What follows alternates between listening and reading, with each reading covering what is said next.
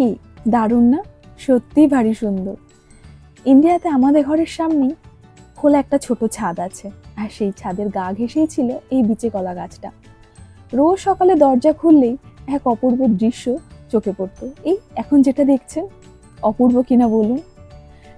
নাম না জানা কিছু সুন্দর পাখি এসে এই গাছটাতে বসতো আর মনের আনন্দে কলা খেত। এত সুন্দর তার রঙের মায়া আর উপস্থিতি সকালগুলোকে অন্যরকম সুন্দর করে তুলতো। আরও অনেক রকমের পাখি আসতো, কাঠবিড়ালি আসতো। দাঁড়িয়ে দাঁড়িয়ে সেই সব দেখাই যেন আমার ছানার সকালের আনন্দ ছিল। বেশ কয়েক ঘন্টা আমার ছানা ওখানটাতে কাটিয়ে দিত, কিন্তু বুঝতেই পারিনি সেই দেখার মধ্যেই ওর মনে একটা সাহস জন্মে উঠেছিল। একদিন চোখের আড়ালেই হঠাৎ দেখি ওই খোলা ছাদের রেলিংয়ে উঠে নিজেই কলা পাড়ার চেষ্টা করছে। মুহূর্তের মধ্যে বুকটা কেঁপে উঠেছিল, কারণ বিচে কলা আমরা কেউই খাই না, ওই পাখি কাঠবিড়ালিদের জন্যই রাখা হয়েছিল, যা দেখে আমার ছানা একটু আনন্দ নেবে সেটা ভেবেই।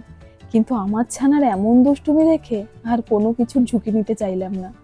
শেষে আমার কর্তামশাই আর দেওর মিলে ওই রেলিংয়ে দাঁড়িয়েই একটা একটা করে কলাগুলো কেটেছিল। বেশ মজা করেছিলাম আমরা, তার সাথে আমার ছানাও ছিল। বেশ মজা হাসি ঠাট্টায় কলাগুলো পাড়া হয়েছিল। বেশ মনে পড়ে ভয়, হাসি, দুষ্টুমি আর ভালোবাসা, যেখানে সেই ছোট্ট ঘটনাটা আজও মনে পড়লে মুখে হাসি ফুটে ওঠে। কিছু মুহূর্ত সত্যিই সাধারণ হয়, অথচ স্মৃতিতে থেকে যায় অসাধারণ হয়েই।